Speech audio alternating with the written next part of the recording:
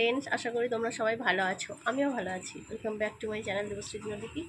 আর আজকে হলো শ্রাবণ মাসের দ্বিতীয় সোমবার। তো প্রথম সোমবারে তো আমি জল ঢালতে যাইনি, তো বলেছিলাম দ্বিতীয় সোমবারেই যাব। তো দেখো এখন রেডি হয়ে গেছি। তো জল ঢালতে যাওয়ার জন্য তো সমস্ত উপকরণ কালকে বর এনে দিয়েছে। আজকে ফুল বেলপাতা সমস্ত কিছু নিয়ে নিলাম। আর কি বলতো, আমাদের এখানেই তো শিব বাড়িটা, জানো তো, আমার বাপের বাড়ির কাছেই আর কি, মানে যেখানে আমার মামার বাড়ি করেশ্বর, তো সেখানেই শিব বাড়িটা।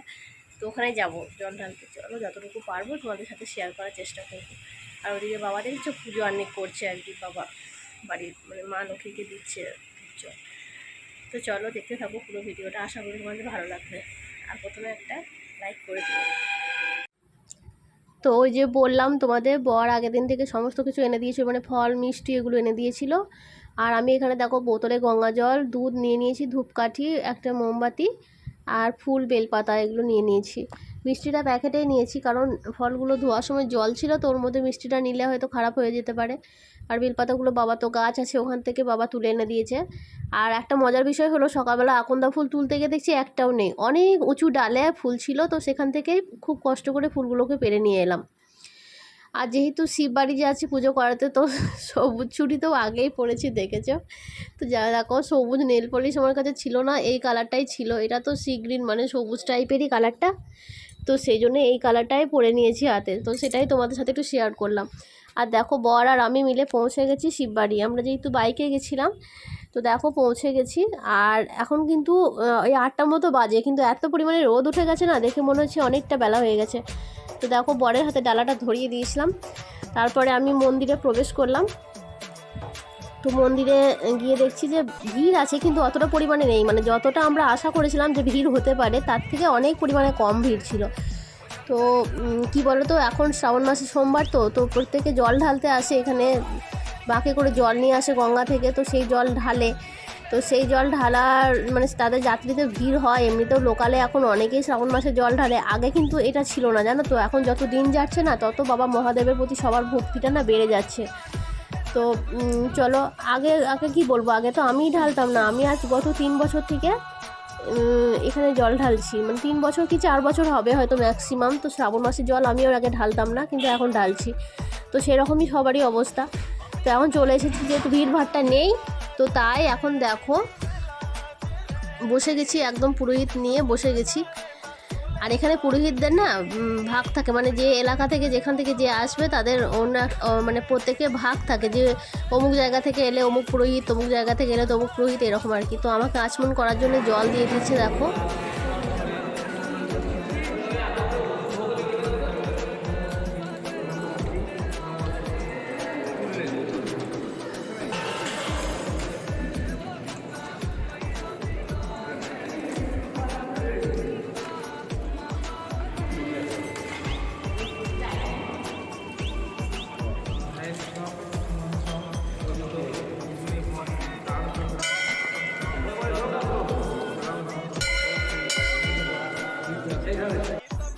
তো চলো এখন পঞ্চফল, মিষ্টি, গঙ্গাজল, দুধ, পঞ্চামৃত মানে সমস্ত নিয়ে এবং মনের ভক্তি সহযোগে আমি বাবার পুজোটা করে নিই। তো বাবার পুজোটা করছি দেখো। তো মন্ত্র ওর যা বলছে আমার কানে কতটুকু পৌঁছচ্ছে আমি জানি না। তো আমি ওই যে বললাম বরাবরেরই মনের ভক্তি দিয়ে পুজো করতেই পছন্দ করি। তো এত সুন্দরভাবে, এত ভালোভাবে যে আমি এই পুজোটা করতে পারবো আমি সত্যিই কল্পনা করিনি। মানে কি বলবো, আমি যে এত কটা বছরে জল ঢালছি, এর মধ্যে মনে হয় এটা আমার বেস্ট ছিল এই বছরটা। তো খুব ভালোভাবে আমি দুধটা ঢালতে পেরেছি বাবার মাথায়। মনে খুব শান্তি হচ্ছিল জানো। এখন দেখো ফল মিষ্টিগুলো আমি বাবার মাথায় চড়িয়ে দিচ্ছি। তো খুব মনে শান্তি এলো পুজোটা করে, মনটা পুরো ভালো হয়ে গেল একদম। তো মনস্কামনা জানাবো বলে যাই, কিন্তু কি বলো তো, ওখানে গিয়ে না কিছুই আর বলতে পারি না। শুধু বলি বাবা সবাইকে ভালো রেখো, আর আমাকে পারলে ক্ষমা করো, আমি অনেক অপরাধ করি, তো পারলে আমাকে ক্ষমা করো। এটাই শুধু মন থেকে বেরিয়ে আসে, আর কিছু চাইতে পারি না জানো তো ঠাকুরের কাছে গিয়ে। তো চলো এখন আমি ধূপকাঠিটা দেখিয়ে নিই। তো বাবা বজরংবলী আছে ওখানে, তো সমস্ত ঠাকুরকে আমি উদ্দেশ্যে ধূপটা দেখিয়ে নিচ্ছি। তো এখন ভিডিওটা চলতে চলতে একটা ছোট্ট কথা তোমাদের বলি বন্ধুরা। তো আশা করি ভিডিওটা কেউ স্কিপ করে দেখোনি, পুরোটাই দেখছো। আর যারা নতুন বন্ধু আসছো চ্যানেলে ভিডিও দেখছো চলে যাচ্ছো, তাদের কাছে অনুরোধ প্লিজ আমার ভিডিওটা যদি ভালো লাগে আমার চ্যানেলটা সাবস্ক্রাইব করে পাশে থাকা বেল নোটিফিকেশানটা অল করে আমার পাশে থেকো। এখন দেখো পুজো টুজো করিয়ে চলে এলাম একদম মন্দির থেকে বাইরে। তো বাইরে থেকে তোমাদের জন্য পুরো মন্দিরটা তোমাদের দেখানোর চেষ্টা করেছি। তো এই মন্দিরটা মানে এই মন্দির চত্বরটাই বলবো এমন একটা জায়গা না, যতবার আসি একদম মন ভরে না, জানো তো। তোমাদের সাথে এর আগে অনেকগুলো ভিডিওতে আমি শেয়ার করেছি। তো মানে মনে একদম প্রশান্তি এনে দেয় এখানে এসে একটুখানি যদি বিকেলের দিকে বসা হয় না, পুরো একদম মানে মনটা পুরো ভালো হয়ে যায়। তো বাইরেই ধূপদানিতে ধূপটুপ গুজে দিয়ে তারপরে আমি আর বর যাচ্ছি অন্যান্য মন্দিরগুলো দর্শনের উদ্দেশ্যে। তো সবগুলো তোমাদের সাথে শেয়ার করিনি। তো আজকে এত পরিমাণে রোদ উঠেছে কি বলবো, 8টা বাজে কিন্তু ভীষণ পরিমাণে রোদ।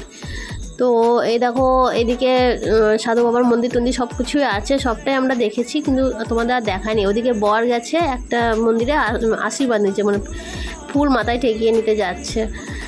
আর এদিকে আমি এগিয়ে যাচ্ছি। তারপরে দেখো তোমাদের বলেও ছিলাম যে প্রচুর পরিমাণে রোদ। দেখো এখন আমি আর বর যাচ্ছি দেখো গল্প করতে করতে। তো পুজো টুজো করানো আমাদের কমপ্লিট হয়ে গেছে, এখন আমরা বাড়ি ফিরছি। বাড়ি ফেরার সময় এ দেখো পুরোটা তোমাদের সাথে শেয়ার করেছি। অনেকটা উঁচু এই মন্দিরটা এবং অনেকটা বড়। আর এখানে দেখো সব ডালা ডালা নিয়ে বসে আছে, আগে কিন্তু এগুলো ছিল না। এখন মানুষ যত দিন যাচ্ছে তত ব্যবসা করার উদ্দেশ্যে দেখো ডালা নিয়ে বসে গেছে। এখানে মেলা টাইপেরই বসে গেছে বলতে পারো, একটা দুটো দোকানই বসে গেছে। আর ওইদিকে আছে কালী মন্দির আর তারপর আছে বজরংবলী মন্দির। তো এগুলো ঢুকবার পথেই আছে আর কি, আমরা যেই তখন বেরোচ্ছি তো বেরোবার পথে এগুলো দেখতে পাচ্ছি। এই বজরংবলী মন্দিরে প্রত্যেক মঙ্গলবার পুজো, মানে খুব ধুমধাম সহকারে পুজো সন্ধ্যারতি সমস্ত কিছু হয়। অনেক দূর দূর থেকে লোক আসে এখানে দেখতে। তো চলো এখন বাড়ি ফিরে যাই। আর বাড়ি ফিরে এসে দেখো তোমাদের জন্য আবার দেখিয়ে দিচ্ছি, মানে ভিডিওটা শুরু করলাম। দেখো মোটা টিপ দিয়েছে, সেটাই তোমাদের দেখালাম, হলুদের টিপ দিয়েছে। আর এখন চেঞ্জ করে বসাবো রান্না, খাওয়া দাওয়া করব, তারপরে আবার বাকি কাজকর্ম আরম্ভ করব। তো চলো দেখতে থাকো পুরো ভিডিওটা। তো বন্ধুরা বাড়ি এসে বসিয়ে দিয়েছি রান্না বান্না। তো কী কী রান্না বান্না এখন অবধি করেছি আর কী কী করবো চলো তোমাদের দেখিয়ে দিই। এখানে দেখো ভাজার গোষ্ঠী করেছি, মানে বেগুন ভাজা, খিচুড়ি ভাজা, পটল ভাজা আর বড়া ভাজা করেছি। কি বলতো, পটলগুলো না তরকারির জন্য কেটেছিলাম, পরে শুনলাম যে বাবার আজকে নেমন্তন্ন আছে, বাবা ভাত খাবে না। তো সেই জন্য বর বললো আর তরকারি করতে হবে না। মানে আমার মহাদেব না এমনিতে খুব ভালো জানো তো, মানে আমার কষ্টটা একটু হলেও বোঝে যে হ্যাঁ একার জন্য রান্না করবে আবার। তো সেই জন্য বললো যে পটলে আর তরকারি করতে হবে না, তুমি কাজ করো না, জন্য ডাল করে দাও। তো সেই জন্য দেখো কইটুকু বাটিতে একদম ছোট্ট মতো একটা বাটিতে ডাল বসিয়ে দিয়েছি। ওর ডাল বেগুন ভাজা খাবে আর খিচুড়ি ভাজা, আর এখানে ভাতের মধ্যে আলু দেওয়া আছে, আলুটা ভালো করে মেখে দেবো। গাড়ি কি হর্ন দেয় এখানে। ভাত বসিয়ে দিয়েছি, আমি জানি না, আমি ভিডিও করতে লাগলে ওদের হর্ন, মনে হয় আমার সাথে কিছু পার্সোনালি শত্রুতা আছে। দেখো আমি ভিডিও করলে হর্ন বাজায়। ভাত বসিয়ে দিয়েছি, আলু দেওয়া আছে, ওখানে ভাজা দিয়ে আমার খাওয়া হয়ে যাবে। আমি তো নিরামিষ ভাত খাবো, তো সেই জন্য ভাজা দিয়ে খাবো। আর বর আলু সিদ্ধ, ডাল, বেগুন ভাজা, রুই ভাজাভুজি যদি কিছু নেয় তো নেবে। বড় ভাজাও খুব ভালোবাসি খাবে। আর কি বলতো, ওর জন্যে খাওয়ার সময় ডবল ডিমের অমলেট করে দেবো। তো ডিমের অমলেট ডাল পেলে ওরা কিচ্ছু লাগে না, মানে ডিম খেতে ভীষণ ভালোবাসে। তো ডবল ডিমের অমলেট করে দেবো ওর জন্যে। আর এখানে ভাতটা এখনও ফোটেনি দেখো। আর ও নিজেই ডালপুরি নিয়ে এসেছিলো, খেয়ে নিয়েছে। তো আমি আজকে খাবো না, যেহেতু আমাদের এখানে ডালপুরিগুলো জানো তো। এখানে না কোনো কিছু না নিরামিষ পাওয়া যায় না, মানে চপ বলো বা চপ, সিঙ্গাড়া আর ডালপুরি সব কিছু না আসে। তো সেই জন্য ও নিজের মতো নিয়ে এসেছিলো, ওকে বললাম যে তুমি তোমার মতো নিয়ে এসো, আর আমি ঘরে যা ছিল তাই দিয়ে মুড়িটা খেয়ে নিলাম। আর ওকে বললাম তুমি ডালপুরিটা খেয়ে নাও। তো খাওয়া দাওয়া হয়ে গেছে, টিফিন, ও গেল একটু বেড়াতে। আর আমাকে বললো আসার সময় তোমার জন্য দই নিয়ে আসবো। আমি বললাম ঠিক আছে নিয়ে এসো, আমি দই খেতে ভীষণ ভালোবাসি। তো যদিও কি বলো তো, গলার অবস্থা খুব খারাপ, নিশ্চয়ই তোমরা ভয়েসগুলো শুনেই বুঝতে পারছো, গলার অবস্থা ভীষণ খারাপ, খুব পরিমাণে ঠান্ডা লেগে গেছে। কিন্তু তবুও আর কি, দই যেহেতু খেতে ভালোবাসি, ঠিক আছে নিয়ে এসো খাবো। তো নিরামিষে আমি ভাজা দিয়ে ভাত খেয়ে নেবো, আমার আর কিছু লাগে না জানো তো। মানে আমি এমনিতেই মুখের না কোনো স্বাদ পাচ্ছি না, কোনো খাবার দাবারে না কি বলবো, কোনো কিছু স্বাদ পাচ্ছি না। তো সেই জন্য আমি ওই দিয়েই খেয়ে নেবো যা পারবো একটু, আর ও এইসব দিয়ে হয়ে যাবে ওর। তো বন্ধুরা চলো আজকের ভিডিওটা এই পর্যন্তই রাখছি। যদি ভালো লাগে লাইক কমেন্ট শেয়ার করে দিও, নতুন বন্ধুরা চ্যানেলটা সাবস্ক্রাইব করে পাশে থেকো। আর যদি পারছি তোমাদের জন্য আবার আজকে নতুন কোনো ভিডিও স্টার্ট করছি। তো চলো আজকের এই ভিডিওটাতে আপাতত টাটা। সবাই ভালো থেকো, সুস্থ থেকো, আনন্দে থেকো, হাসি খুশিতে দেখো।